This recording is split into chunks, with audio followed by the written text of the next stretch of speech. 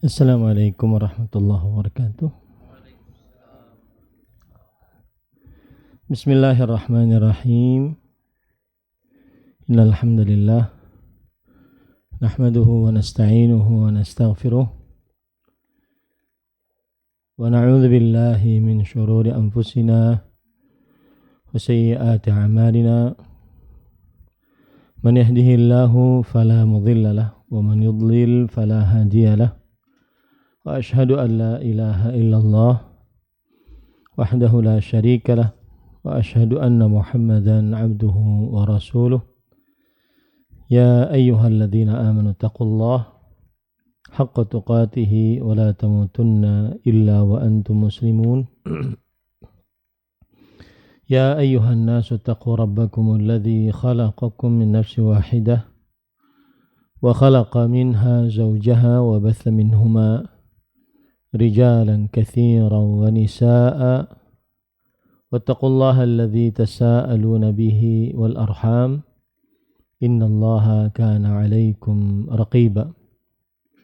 Ya ayyuhalladzina amanu taqullaha wa qulu qawlan sadida yuslih lakum a'malakum wa yaghfir lakum dhunubakum wa man yuti'illaha wa rasulahu faqad faza fawzan 'azima. Amma ba'd. Fa inna asdaqal hadits kitabullah wa ahsanal hadi hadi Muhammadin sallallahu alaihi wa ala alihi wasallam wa syarrul umuri muhdatsatuha wa kullu muhdatsatin bid'ah wa kullu bid'atin dhalalah wa kullu dhalalatin finnar. Alhamdulillah, kita bersyukur pada Allah Subhanahu wa taala pada hari ini, hari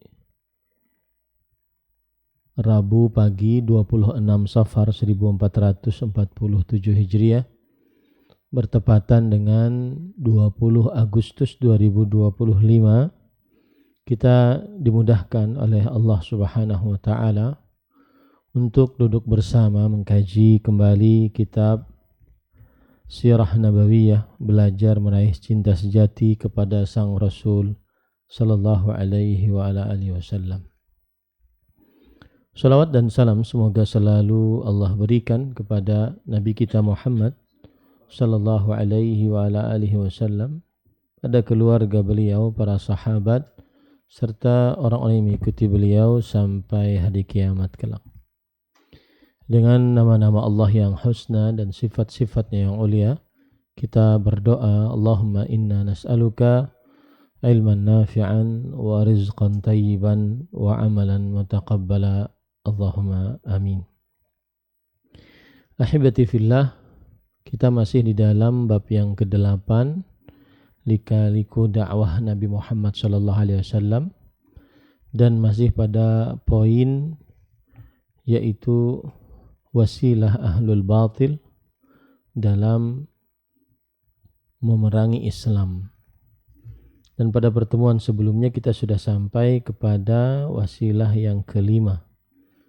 Kita baca wasilah yang keenam, sarana ahlul batil dalam memerangi Islam, menyibukkan dan memalingkan manusia dari kebenaran. Saat itu kebanyakan manusia telah disibukkan dengan kebatilan.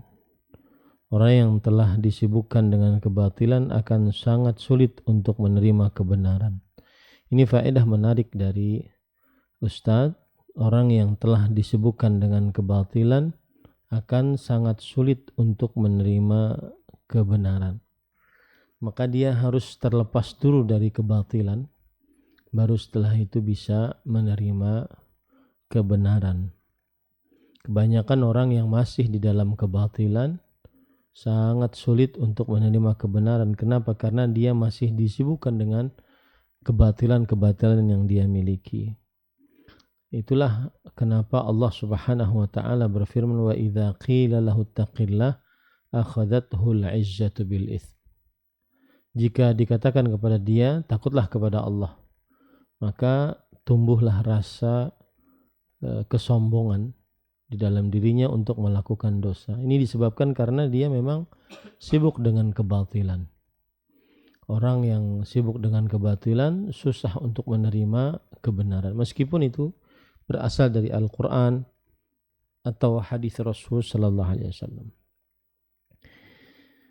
Dahulu orang-orang kafir memalingkan manusia dari kebenaran dengan cara memberikan mereka berbagai macam bentuk kelezatan yang melalaikan. Sehingga ketika manusia telah tenggelam dengan kebatilan tersebut, mereka tidak memiliki waktu lagi untuk mempelajari agama ini. Nah, ini salah satu hal yang dilakukan oleh orang-orang yang ingin menyesatkan manusia adalah membuat manusia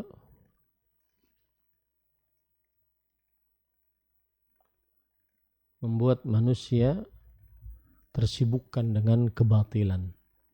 Kebatilan itu biasanya melalaikan. Di antaranya misalkan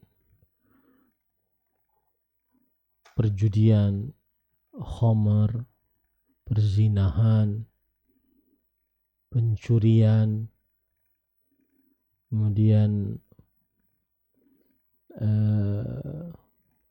LGBT dan yang lain-lainnya. Maka ini semua bisa melalaikan. Dan iblis sudah berjanji kepada Allah Subhanahu wa taala akan mengganggu manusia dari kanan, kiri, depan, belakang. Kanan adalah diberikan syubhat, sedangkan kiri adalah diindahkan maksiat, sedangkan depan adalah dilupakan akhirat, sedangkan belakang adalah diindahkan dunia. Nah, yang dimaksud dari metode ini adalah memerangi dakwah Rasulullah SAW dengan kiri, yaitu dengan maksiat-maksiat yang melalaikan. Baik. Di antara orang yang menggunakan metode ini adalah An-Nadhr bin Al-Harith. Dia tidak memerangi Rasulullah SAW dan Islam secara langsung, artinya tidak berhadapan langsung dengan Rasulullah Sallallahu Alaihi Wasallam. Akan tetapi dia melalaikan manusia dari Islam dengan menyediakan segala hal yang memuaskan syahwat mereka.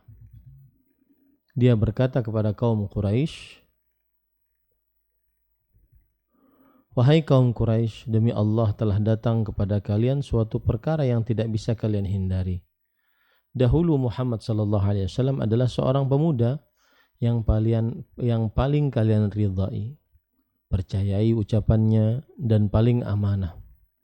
Hingga ketika dia sudah mulai dewasa, lalu membawa sesuatu yang baru, tiba-tiba kalian begitu saja menuduhnya sebagai penyihir.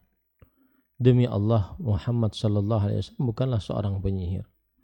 Kalian juga begitu saja menuduhnya sebagai dukun. Tidak, demi Allah, dia bukanlah seorang dukun. Kalian menuduhnya sebagai seorang penyair. Tidak, demi Allah, dia bukanlah seorang penyair. Dan kalian menuduhnya sebagai seorang gila. Tidak, demi Allah, dia bukanlah orang gila. Wahai kaum Quraisy, bijaklah dalam menentukan langkah kalian. Sungguh yang kalian hadapi ini adalah perkara yang serius." Ini dia mengakui bahwa Nabi Muhammad SAW tidak seperti yang dituduhkan. Tetapi dia mempunyai makar yang lain dan cara yang lain untuk memerangi Rasulullah SAW dan kaum muslimin. Ucapan ini bukanlah bentuk keimanan dari An-Nadhr bin Al-Harith, melainkan sebagai muqaddimah atas ide brilian yang akan ia kemukakan, dan juga sebagai celaan atas ide kaum kafir Quraisy yang aneh menurutnya. Seakan ia mengatakan, bagaimana mungkin kalian menuduhkan semua itu kepada Muhammad sallallahu alaihi wasallam? Tidakkah kalian melihat bagaimana sempurna dan luhurnya akhlak dan perilakunya? Lantas apa yang dilakukan oleh An-Nadhr bin Al-Harith untuk memerangi Islam? An-Nadhr sangat gigih dalam memerangi Islam. Ia memberikan segalanya, fikirannya, waktunya, tenaganya, dan hartanya untuk memastikan tempat duduknya di neraka. Demikianlah para musuh Allah Subhanahu wa taala dari zaman ke zaman, mereka akan mengerahkan segalanya untuk memadamkan cahaya Islam. Allah Subhanahu wa taala berfirman, "Innal ladzina kafaru yunfiquna amwalahum liyasuddu an sabilillah.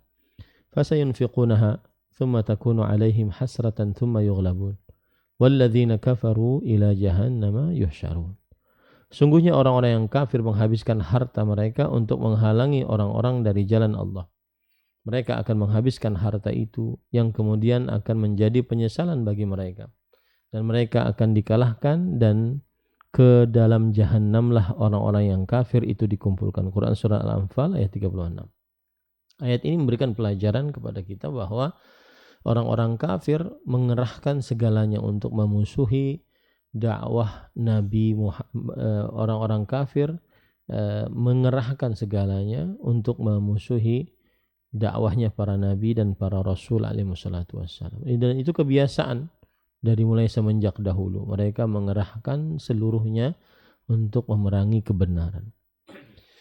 An-Nadhr bin Al-Harith bertolak ke Irak mempelajari kisah para raja Persia seperti Rustum, Esfandiar, dan selain keduanya. Dia juga mempelajari berbagai dongeng, hikayat, riwayat, serta kisah yang menarik, yang membuat para pendengarnya terpengaruh dan ketagihan untuk terus menyimaknya. Baik itu kisah peperangan, romantika, gurauan, komedi, ataupun kisah yang membangkitkan syahwat para pendengarnya. An-Nadhr bin Al-Harith mempelajari dari Persia apa yang ia anggap sebagai kemajuan peradaban mereka.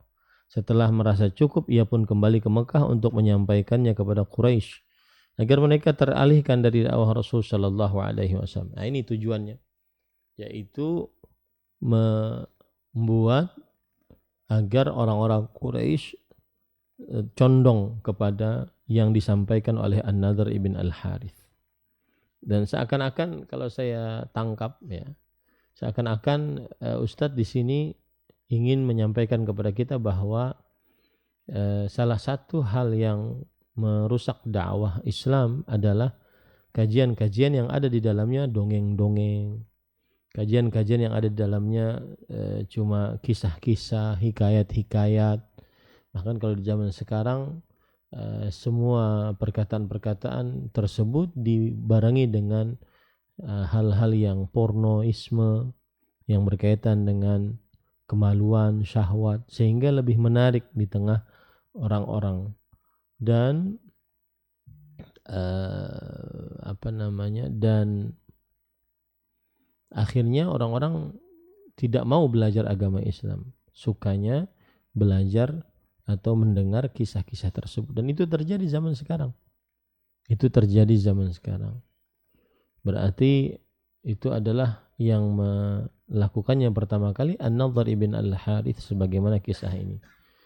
Setiap kali Rasul sallallahu alaihi wasallam duduk berdakwah menyampaikan tauhid, keindahan surga dan kengerian neraka, maka An-Nadhr bin Al-Harith pun akan duduk di samping beliau sallallahu alaihi wasallam sembari membacakan kisah-kisah yang ia dapatkan dari Persia. Ternyata banyak dari Quraisy yang merespon positif dari kisah yang dibawakan oleh An-Nadhr bin Al-Harith. Mereka menyukainya dan memintanya untuk terus mengisahkannya kepada orang-orang, kepada mereka. Demikianlah akhirnya dengan penuh keangkuhan An-Nadhr bin Al-Harith berkata, "Demi Allah, apa yang diucapkan oleh Muhammad sallallahu alaihi wasallam itu tidak lebih baik dari apa yang aku sampaikan." Bahkan An-Nadhr bin Al-Harith membeli para biduan dan wanita penari untuk memperagakan kandungan kisah yang ia sampaikan. Nah, ini tambah lagi. Kalau tadi cuma cerita saja, sekarang pakai visualisasi. Dan itu yang terjadi sekarang. Sekarang pakai visualisasi. Bahkan An-Nadhr bin Al-Harith membeli para biduan dan wanita penari untuk memperagakan kandungan kisah yang ia sampaikan agar semakin terlihat nyata bagi mereka yang memperdengarkannya. Setiap kali mendengar ada seorang yang sudah sedikit terpengaruh oleh dakwah Rasulullah SAW, ia pun segera mendatangi orang tersebut sembari menyuguhkan para biduan dan para wanita kepadanya agar ia terlena dan terpalingkan dari Al-Quran. Jika Rasulullah Shallallahu Alaihi Wasallam dalam menyelamatkan manusia bersemangat, maka An-Nadhr bin Al-Harith juga bersama dalam menggiring mereka kepada kebinasaan. Ketika Rasul Shallallahu Alaihi Wasallam memanfaatkan momen-momen strategis seperti musim haji untuk mendakwahi manusia, An-Nadhr bin Al-Harith malah menggunakannya untuk memalingkan mereka dari dakwah beliau Shallallahu Alaihi Wasallam. Allah Subhanahu wa taala berfirman tentang kelakuan An-Nadhr bin Al-Harith dan siapa saja yang semisalnya. Wa minan nas man yashtari lahwal hadits liyudhilla an sabilillahi bighairi ilm wa yattakhidhaha huzwa ulaika lahum adzabun muhin. Wa idza tutla alaihi ayatuna walla mustakbiran ka'an lam yasma'ha ka'anna fi udhunayhi waqra fabashshirhu bi'adzabin alim. Di antara manusia ada yang mempergunakan perkataan yang tidak berguna untuk menyesatkan manusia dari jalan Allah tanpa sepengetahuan. Ini yang dimaksud adalah lahwal hadis, ya tadi, musik, nyanyian, kemudian kisah-kisah, ya. Dan menjadikan jalan Allah itu sebagai olok-olokan. Mereka itu akan memperoleh azab yang menghinakannya. Dan apabila dibacakan kepadanya ayat-ayat kami, dia akan berpaling sembari menyombongkan diri, seolah-olah dia belum mendengarnya, seakan-akan ada sumbat di kedua telinganya. Maka berilah kabar gembira kepadanya dengan azab yang pedih. Quran surat Luqman ayat 6-7. Ini ayat diturunkan untuk dalam kisah An-Nadhr bin Al-Harith. Metode yang dilakukan oleh An-Nadhr bin Al-Harith dalam memerangi Islam memang telah berlalu, namun ia akan terus langgeng sampai ide yang terus dikembangkan oleh para musuh Allah Subhanahu wa taala. Kita telah menyaksikan bahwa metode An-Nadhr bin Al-Harith masih terus dipraktikkan hingga saat ini. Bahkan dapat dikatakan ia adalah metode para musuh Allah yang paling ampuh dan menghasilkan. Sungguh benar firman Allah Subhanahu wa taala, atawasaw bih bal hum qaumun taghut. Apakah mereka saling berpesan tentang apa yang dikatakan itu? Sebenarnya mereka adalah kaum yang melampaui batas. Artinya maksiat itu terus-menerus akan diwariskan kepada satu dengan yang lainnya. Dari satu generasi ke generasi diwariskan. Dan seperti yang sudah saya ungkap tadi bahwa seakan-akan Ustadz penulis beliau ingin menyinggung bahwa salah satu yang terjadi sekarang di tengah masyarakat muslim adalah yaitu menghalangi dakwah Islam dengan cara menampilkan hal-hal yang melalaikan dari dakwah Islam. Seperti misalkan pengajian juga, akan tetapi isinya cerita-cerita, dongeng-dongeng, hikayat-hikayat bohong. Pengajian juga akan tetapi isinya adalah joget-joget. Pengajian juga bawa nama Allah juga, bersalawat juga, akan tetapi isinya adalah ceramah-ceramah yang kotor, porno, dibarengi dengan musik, nyanyian, kemudian biduan. Ini yang terjadi dari mulai zaman dahulu ternyata, ya. Dan itu semua yasudduna an sabilillah. Itu semua bukan malah mengajak kepada jalan Allah, akan tetapi menghalangi dari jalan Allah Subhanahu wa ta'ala. Kemudian yang ketujuh yaitu penyiksaan fisik. Ini salah satu wasilah ahlul batil di dalam memerangi dakwah Rasul sallallahu alaihi wasallam, menyiksa fisik. Jadi langsung fisiknya, jasmaninya disiksa, bukan hanya sekedar mentalnya dirusak, kolbunya dirusak, tetapi juga fisiknya dirusak. Dalam rangka melawan dakwah Nabi Muhammad SAW, mereka juga melancarkan gangguan fisik kepada Nabi Muhammad SAW dan para sahabatnya. Dikisahkan bahwa beberapa orang dari kafir Quraisy mengganggu Nabi Muhammad SAW secara langsung di rumah beliau. Di antara mereka adalah Abu Lahab, Al-Hakam bin Al-Abul As bin Umayyah, Uqbah bin Abi Mu'ayyid, Adi bin Hamra Al-Thaqafi, dan Ibnul Asda' Al-Hudhali. Mereka semua ini ternyata adalah para tetangga dekat Nabi Muhammad sallallahu alaihi wasallam. Mereka semua secara rutin mengganggu Nabi Muhammad SAW di rumah beliau, dan tidak seorang pun dari mereka yang beriman selain Al-Hakam bin Abil As. Ada di antara mereka yang sering melemparkan jeroan kambing kepada Nabi Muhammad SAW ketika beliau sedang sholat. Ada pula di antara mereka yang sering meletakkan jeroan tersebut di panci Nabi Muhammad SAW yang sedang digunakan untuk memasak. Bahkan Nabi Muhammad SAW sampai membuat penghalang agar tidak terlihat oleh mereka setiap kali beliau SAW sholat. Setiap kali mereka melemparkan jeroan kotor tersebut ke rumah beliau SAW akan keluar ke depan pintu lalu berkata, "Ya Bani Abdi Manab, ayyu jiwarin hadza?" Wahai Bani Abdi Manab, beginikah akhlak kalian dalam bertetangga? Dan untuk berbuat baik kepada tetangga itu adalah kebiasaan fitrah manusia dan kemudian ditetapkan dalam ajaran Islam. Berbuat baik kepada tetangga itu adalah fitrah manusia dan ditetapkan syariatnya dalam agama Islam. Dan berbuat baik kepada tetangga itu adalah salah satu kemuliaan. Kemudian juga salah satu akhlak yang terbaik. Jika seseorang ingin mengetahui hakikat seseorang, maka tanyakanlah tetangganya.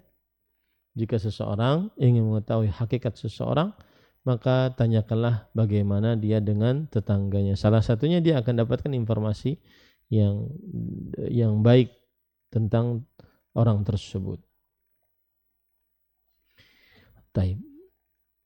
Makanya ketika Asiyah berdoa kepada Allah Subhanahu wa taala, Rabbi ibnili indaka baitan fil jannah. Wahai Rabbku, bangunkan untukku di sisimu sebuah rumah. Bangunkan untukku di sisimu sebuah rumah. Di sini Imam Ibnu Katsir mengatakan al-jar qabla ad-dar. Pilihlah tetangga sebelum bangun rumah. Karena tetangga itu adalah salah satu penilai dan juga supervisi bagi tetangga-tetangga lainnya. Ibnu Mas'ud radhiyallahu anhu mengisahkan bahwa suatu ketika Rasul sallallahu alaihi wasallam salat di sisi Ka'bah dan di dekat beliau sallallahu alaihi wasallam ada Abu Jahal dan teman-temannya yang sedang duduk-duduk. Lalu berkatalah salah seorang dari mereka, "Siapa di antara kalian yang berani mengambil jeroan unta yang baru saja disembelih oleh kabilah itu, lalu menaruhnya di atas pundak Muhammad sallallahu alaihi wasallam ketika ia sedang sujud?"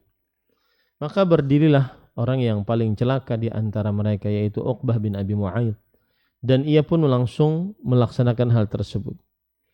Ketika itu Ibnu Mas'ud radhiyallahu anhu menyaksikan langsung kejadian tersebut, namun beliau tidak bisa berbuat apa-apa karena kelemahan, karena lemah pada waktu itu. Ketika Uqbah la'natullah alaih telah meletakkan jeroan busuk di atas pundak Rasul sallallahu alaihi wasallam yang suci, Abu Jahal dan teman-temannya pun tertawa terpingkal-pingkal, sementara Rasulullah sallallahu alaihi wasallam tetap dalam posisi sujud dan tidak kunjung-kunjung mengangkat kepalanya. Tak lama berselang, sampailah kabar perbuatan Uqbah kepada Fatimah radhiyallahu anha melalui seseorang. Fatimah radhiyallahu anha yang ketika itu masih kecil pun bergegas menuju Ka'bah. Kemudian segera menyingkirkan jeroan kotor tersebut dari pundak sang ayah sallallahu alaihi wasallam. Lalu Fatimah radhiyallahu anha menghadap kepada kaum Quraisy yang menonton sambil tertawa lalu menghardik mereka. Nabi Muhammad sallallahu alaihi wasallam pun lalu bangun dari sujudnya dan berdoa di hadapan Abu Jahal dan teman-temannya, "Ya Allah, binasakanlah orang-orang Quraisy." Beliau sallallahu alaihi wasallam terus mengucapkan selama 3 kali. Mendengar itu, kaum Quraisy yang hadir ketika itu pun bergetar ketakutan. Mereka tahu betul bahwa doa Muhammad sallallahu alaihi wasallam pasti dikabulkan. Tak lama kemudian Rasul sallallahu alaihi wasallam kembali melanjutkan doanya, "Ya Allah, binasakanlah Abu Jahal, binasakanlah Utbah bin Rabi'ah, binasakanlah Syaibah bin Rabi'ah, binasakanlah Al-Walid bin Utbah, binasakanlah Umayyah bin Khalaf, dan binasakanlah Uqbah bin Abi Mu'ayyid." Ada orang ketujuh yang beliau sallallahu alaihi wasallam sebutkan, tetapi nama tersebut tidak sampai kepada kita. Itu tadi 6 nama. Ibnu Mas'ud radhiyallahu anhu menuturkan, "Fawalladzi nafsi biyadihi laqad ra'aitu alladzi 'adda Rasulullah sallallahu alaihi wasallam sar'a fil qalibi Badr." Sungguh demi zat yang jiwaku ada di tangannya, saya melihat mereka yang disebutkan namanya oleh Rasul sallallahu alaihi wasallam ketika itu semuanya tewas dan dilemparkan mayatnya ke dalam sumur di Badr. Artinya orang-orang ini mati di peperangan Badr. Dan itu adalah hasil dari doa Rasulullah sallallahu alaihi wasallam. Suatu ketika Abu Jahal berkata kepada gerombolannya, "Hal yu'affiru Muhammadun wajhahu baina adhhurikum?" Apakah Muhammad sallallahu alaihi wasallam sudah menggosok wajahnya di tanah sujud? Mereka pun menjawab iya. Lalu Abu Jahal melanjutkan, "Wallati wal Uzza la in ra'aituhu yaf'alu dzalika la ata'anna fi ala raqabatihi aw la u'affiranna wajhahu fit turab." Demi Lata dan Uzza, andai saya melihat Muhammad sallallahu alaihi wasallam sujud, sungguh akan saya injak lehernya, na'udzubillah, atau akan saya gosokkan wajahnya ke tanah. Kemudian dengan disaksikan gerombolannya, Abu Jahal pun bergegas menuju Rasul sallallahu alaihi wasallam yang sedang salat dan bersiap untuk akan menginjak leher beliau. Namun alangkah kagetnya mereka melihat Abu Jahal yang tiba-tiba mundur ke belakang sambil berusaha melindungi dirinya dengan kedua tangannya. Mereka pun bertanya kepadanya, "Hai, ada apa denganmu?" Abu Jahal menjawab dengan penuh ketakutan, "Sungguh saya melihat ada kobaran api, sesuatu yang menakutkan, sayap-sayap yang menghalangi antara saya dan Muhammad sallallahu alaihi wasallam." Rasulullah sallallahu alaihi wasallam ketika mengisahkan peristiwa di atas mengatakan, "Laudana minni lakhtatafathul malaikah udwan." Andai Abu Jahal tetap nekat mendekati aku, pastilah malaikat akan mencabik habis tubuhnya.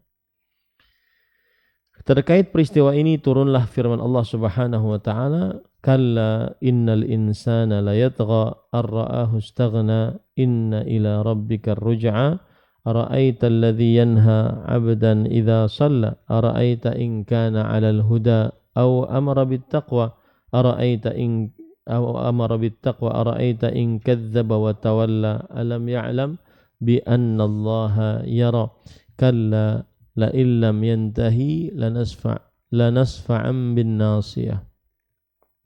nasiyatin kadhibatin khati'ah falyad'u nadiyah sanad'u az-zabaniyah kalla la tuti'hu wasjud waqtarib." Baik, sesungguhnya manusia benar-benar melampaui batas karena dia melihat dirinya serba cukup. Sesungguhnya hanya kepada Tuhanmu lah kembalimu. Bagaimana pendapatmu tentang orang yang melarang seorang hamba ketika mengerjakan sholat? Bagaimana pendapatmu jika orang yang dilarang itu, yaitu Nabi Muhammad SAW, berada di atas kebenaran atau dia menyuruh bertakwa kepada Allah? Bagaimana pendapatmu jika yang melarang itu Abu Jahal mendustakan dan berpaling? Tidaklah dia mengetahui bahwa sesungguhnya Allah melihat segala perbuatannya. Ketahuilah sungguh jika dia tidak berhenti berbuat demikian, niscaya akan kami tarik ubun-ubunnya, yaitu ubun-ubun orang-orang yang mendustakan lagi durhaka. Maka biarlah dia memanggil golongannya untuk menolongnya. Kelak kami akan memanggil malaikat Zabaniyah. Sekali-kali janganlah kamu patuh kepadanya. Quran Surat Al-Alaq ayat 6-18. Para ikhwan yang dirahmati oleh Allah Subhanahu wa ta'ala, inilah yang dilakukan oleh Abu Jahal. Dan para ulama mengatakan Abu Jahal ini adalah Fir'aun hadhil ummah. Diriwayatkan oleh Imam Ahmad dari Abdullah bin Mas'ud radhiyallahu anhu bahwa Nabi Muhammad SAW pernah mendatangi Abu Jahal. Lalu beliau berdoa, "Allahumma a'inni alaih." Ya Allah, tolong aku untuk menghancurkannya. Allahumma kfini iya. Ya Allah, cukupkan keburukannya kepadaku.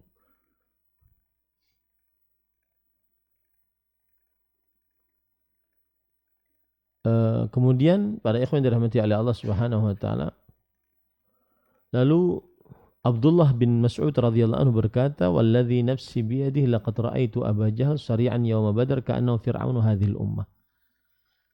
Demi jiwaku yang berada di tangannya, sungguh aku telah melihat Abu Jahal mati pada peperangan Badar, seakan-akan dia adalah Fir'aun umat ini. Para ulama ada yang mengatakan bahwasanya ini adalah gelar bagi Abu Jahal. Tapi ada yang mengatakan bahwa sanad dari hadis ini dibincangkan oleh para ulama rahimahumullah ta'ala. Dan para ulama ahli hadis mengatakan ini adalah perkataan Abdullah bin Mas'ud radhiyallahu anhu, bukan dari perkataan Nabi Muhammad sallallahu alaihi wasallam. Abdullah bin Mas'ud radhiyallahu anhu di sini menyerupakan Abu Jahal dengan Fir'aun dari sisi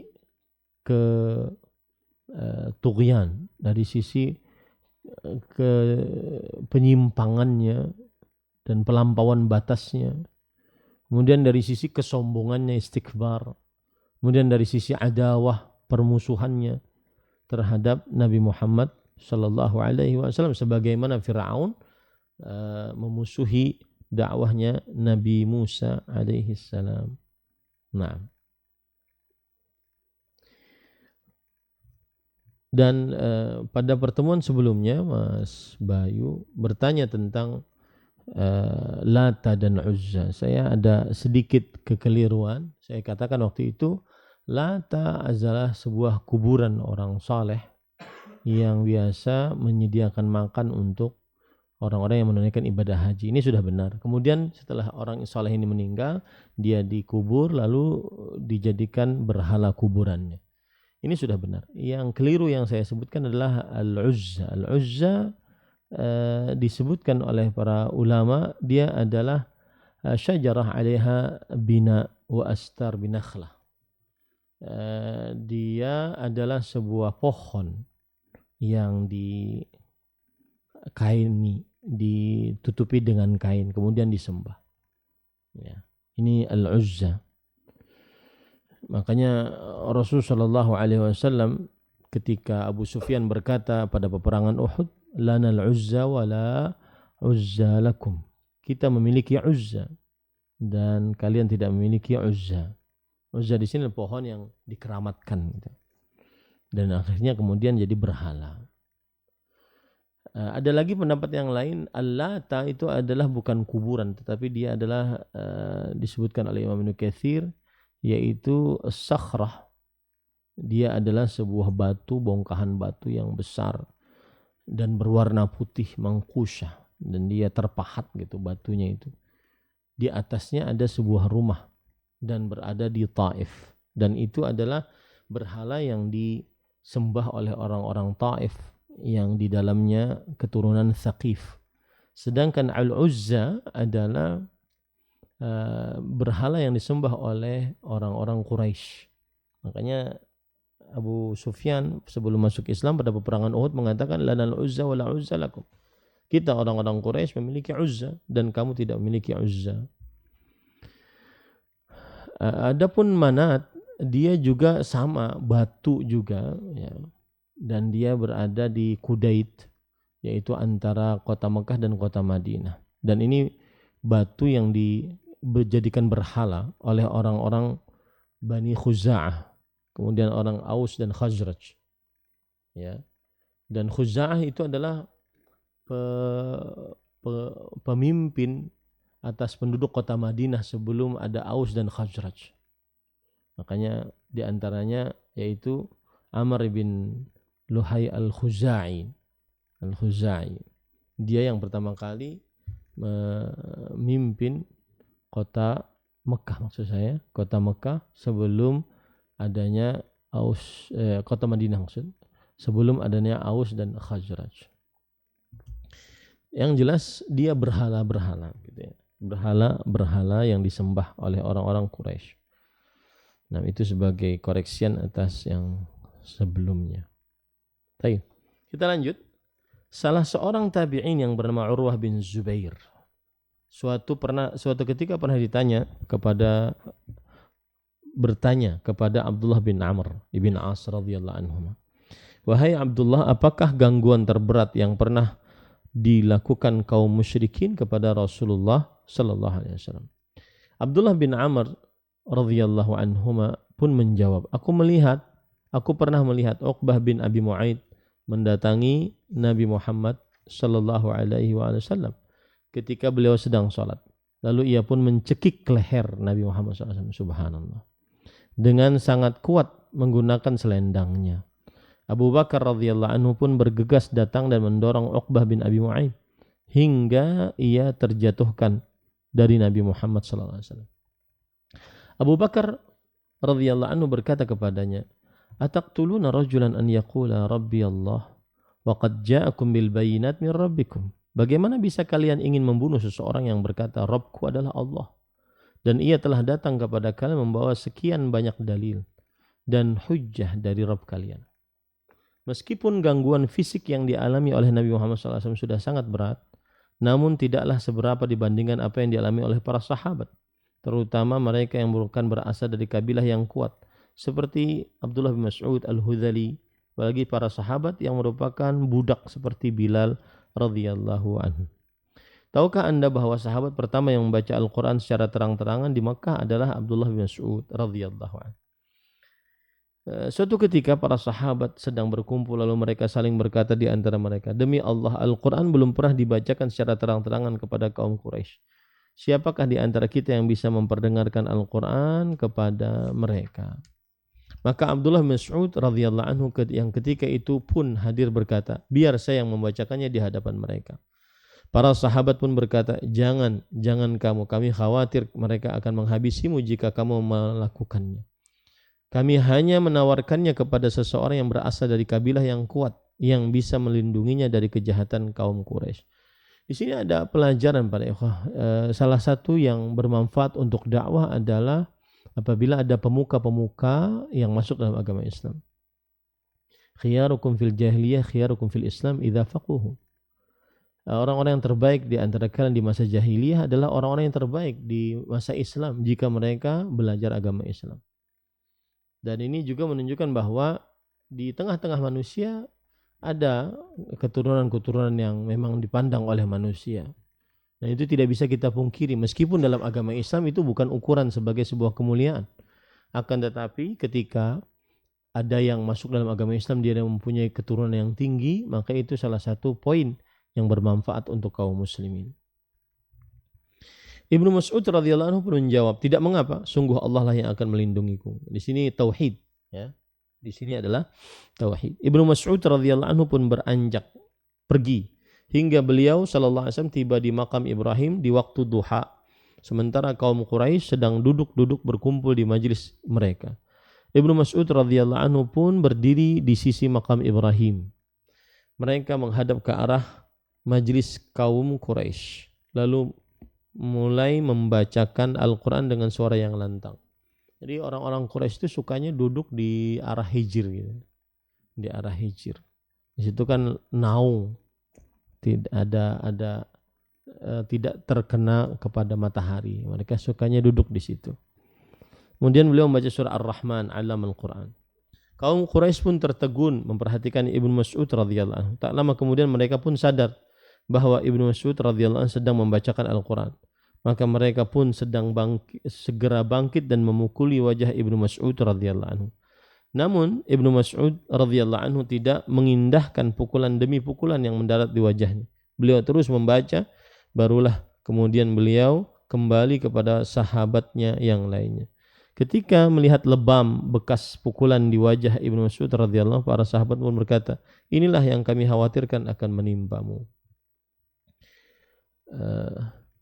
Abdullah bin Mas'ud radhiyallahu anhu pun berkata, "Ma kana a'da'ullah ahwana 'alayya minhumul an, wa la in syi'tum la'ughadiyannahum bimithliha ghadan." Sungguh Setelah melakukan ini aku semakin tidak takut terhadap musuh-musuh Allah tersebut. Jika kalian mau, besok aku akan melakukan hal yang sama di hadapan mereka. Begitulah pemuda. Abdullah Mas'ud ini tergolong pemuda di zaman Nabi Muhammad SAW. Ya. Semakin diuji, semakin tertantang. Makanya salah satu gelar Abdullah Mas'ud adalah awwalu man jahara bil Quran di Makkah. Orang yang pertama kali mengeraskan bacaan Al-Quran di kota Makkah. Para sahabat Nabi radhiyallahu anhum berkata, sudah cukup engkau telah memperdengarkan kepada mereka apa yang mereka benci. Nah, di sini kemudian pada paragraf ini, setelah ini penulis Al-Ustadz ingin menyinggung sebagian orang yang lebih nyaman dengan selain Al-Quran. Adapun zaman sekarang, orang-orang yang bermaksiat tanpa rasa malu, membuka auratnya, bernyanyi, bermaksiat, bermain musik, minum khamar, namun ia malu untuk membaca Al-Quran di depan umum. Dahulu Ibnu Mas'ud radhiyallahu anhu harus menerima pukulan untuk bisa membaca Al-Quran secara terang-terangan. Sedangkan kita saat ini bisa membaca Al-Quran dengan bebasnya. Namun mengapa kita malah merasa malu untuk membacanya? Jika membaca Al-Quran saja kita malu, lalu kapan kita akan beramar ma'ruf nahi munkar? Kapan kita akan mengajak orang untuk sholat? Nah, ini seakan-akan penulis ingin mengatakan kepada kita bahwa salah satu hal yang keliru dari sebagian orang yang kaum muslimin adalah mereka keliru dalam mau mengerjakan syariat Islam. Keliru, tidak mau mengerjakan syariat Islam. Itu adalah sebuah kekeliruan. Malu tidak mengerjakan, malu ketika akan mengerjakan syariat Islam. Di zaman sekarang orang berzina saja diceritakan, bercerita dia. Di zaman sekarang orang yang lahir di luar pernikahan, melahirkan di luar pernikahan yang resmi, dia bercerita. Di zaman sekarang orang melakukan keburukan-keburukan, kemudian dia tampakkan di hadapan khalayak ramai. Ya. Dan ini sebagaimana hadis Rasulullah SAW, lam tadhhar al-fahishatu fi qaumin qat hatta yu'linu biha illa fasha fihim at-ta'un wal awja allati lam takun madat fi aslafihim alladhina madaw.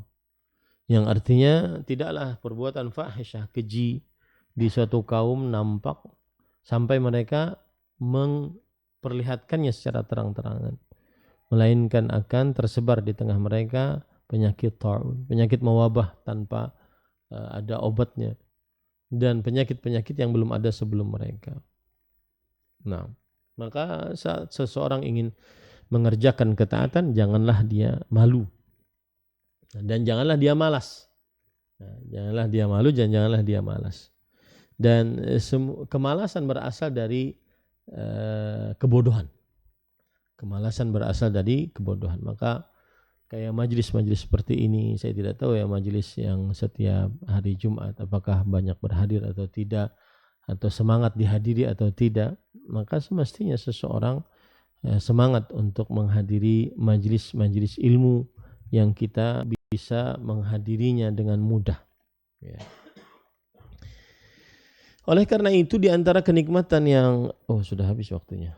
Nah, ya. Oleh karena itu di antara kenikmatan yang Allah berikan kepada penduduk Saudi secara umum, terutama Madinah, adalah mereka biasa berjalan di jalan berzikir dan tidak malu. Mereka berzikir dengan suara yang didengar, itu adalah suatu hal yang terbiasa. Di Indonesia hampir tidak pernah kita melihat seperti apa yang disaksikan di Saudi. Hendaknya kita hidupkan kebiasaan ini. Kebiasaan seperti ini. Ingatlah bagaimana para sahabat dahulu mereka beribadah dengan taruhan nyawa. Namun mereka tetap berani beribadah kepada Allah Subhanahu wa taala. Adapun sekarang kita dapat dengan mudah dan bebasnya beribadah. Lantas kenapa kita malah merasa malu? Penulis mungkin ingin menjelaskan keadaan, bukan ingin membandingkan. Ya. Dan apa yang disebutkan oleh Ustadz mungkin hanya sebagian, ya, hanya sebagian. Insya Allah di Indonesia juga banyak yang berzikir, ya, banyak yang ketika jalan sambil berzikir, ketika di halte masih banyak yang baca Quran. Insya Allah ada yang seperti itu. Ya, mungkin Ustadz berbicara sesuai dengan pengetahuannya saja, ya, atau sebagiannya saja. Jadi kita harus menghormati penulis kitab dan juga kita harus membawakan perkataan beliau kepada perkataan yang baik sehingga tidak memponis secara umum. Nah memang kalau kami dulu di Madinah banyak orang-orang yang di taksi, bahkan dosen-dosen kalau lagi ngajar la ilaha illallah, tengah-tengah ngajar la ilaha illallah, astagfirullah, la ilaha illallah, itu banyak ya. Di tengah-tengah ngajar jadi dosen sering berzikir. Tapi apakah di Indonesia tidak seperti itu? Tidak bisa dikatakan seperti itu. Jadi mungkin yang dimaksud Ustaz adalah sebagian, atau mungkin yang dimaksud Ustaz hanya berbicara tentang apa yang beliau ketahui saja.